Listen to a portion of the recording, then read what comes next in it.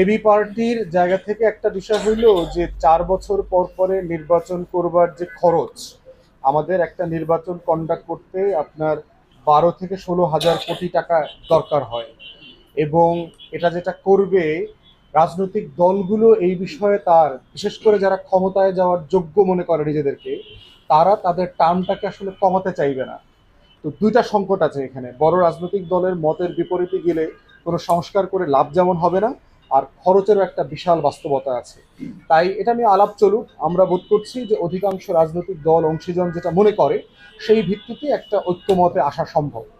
Medical কলেজে ভর্তি পরীক্ষাতে কোটা নিয়ে একটা সমালোচনা আসছে। একটা বিষয় দেখেন যে কোটা বিরোধী আন্দোলন যখন হয়েছে তখন কিন্তু আমরা বলি নাই যে শতভাগ কোটা মুক্ত চাকুরি লেখাপড়া হতে হবে, এটা কিন্তু আমরা বলি নাই। আমরা সবসময় বলেছি সংস্কার, এবং সেটা 10%-এর বেশি যেন কোটায় না যায়। এবং কখনো কখনো বলেছি যে কোনো কোনো সময় এটা 5% হতে পারে।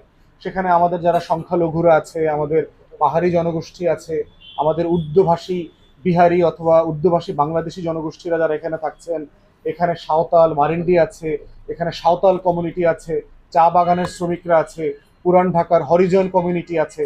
এই সম্প্রদায়ের জনগোষ্ঠীকে মূলধারায় আনবার জন্য প্রতিবন্ধীরা আছেন, সবাইকে মূলধারায় আনবার জন্য একটা কোটা সিস্টেম আমাদের লেখাপড়া চাকরিতে থাকতে হবে।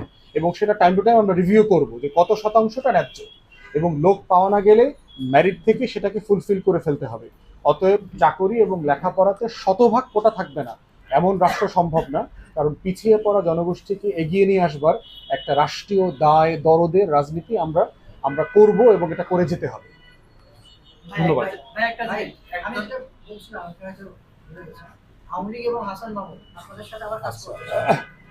দেখেন, একটা মজার কথা হচ্ছে যে গত কয়েকদিন আগে আওয়ামী লীগের এক নেতা আমাদেরকে ইমেল করছে, এবং হাসান মাহমুদ টাইপের লোকরা যেগুলো বলে বেড়াচ্ছে না যে গণতন্ত্রকে পুনরুদ্ধারের জন্য তারা সকল রাজনৈতিক দলের সাথে তারা কাজ করতে চায়। এবং ওই আওয়ামী লীগের নেতা, কেন্দ্রীয় কমিটির সদস্য, উনি আমাদেরকে ইমেল করে সাহায্য চেয়েছেন যে এই বাস্তবতায় দেশের স্বার্থে রাষ্ট্রের স্বার্থে আমাদের সবার একমত হয়ে কাজ করা দরকার। এখন প্রশ্ন হচ্ছে, ধরেন রাস্তাঘাটে মাঝখানে একদিন এক ভিক্ষুক এসে আমাকে বলতেছে যে আমি তোমাকে অনেক বক্তব্য দিতে দেখি, আমিও বক্তব্য দিতে যেতে চাই টেলিভিশনে। সে আমাকে এসে বলতেছে ভিক্ষুক যে সে টিভিতে যেতে চায়, অথবা আমি যেন ওখানে টিভিতে যাওয়ার টকশোতে যাওয়ার জন্য তাকে অ্যারেঞ্জ করে দেই। এখন এই যে ভিক্ষুক যেভাবে টকশোতে যেতে চায়, এটা তো যেতে চাওয়ার অধিকার তার আছে, সে তো এই দেশের নাগরিক।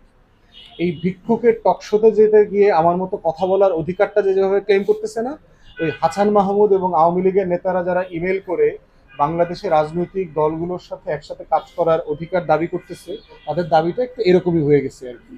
এই জন্য আমরা বোধ করি না যে এরকম ডাইনোসর হয়ে যাওয়া একটা মৃত প্রায় রাজনৈতিক সংস্থা এবং একটা একটা সন্ত্রাসী দলের সাথে কোনো গণতন্ত্রীপন্থী রাজনৈতিক দল একসাথে কাজ করবে।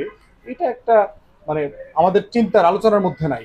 আইসিটিতে বিচার হচ্ছে, বিচার হোক, দেখি আইসিটির জাজমেন্টে কি আসে, তাদের নেতাদের যারা বিচার হবে এবং তাদের রাজনৈতিক দলের ব্যাপারে কি মতামত আসে, এই মতামতের উপরে বাংলাদেশ আগামী 20-30 বছরে কি ভাববে আওয়ামী লীগকে নিয়ে, সেটা আমরা দেখবো ইনশাআল্লাহ।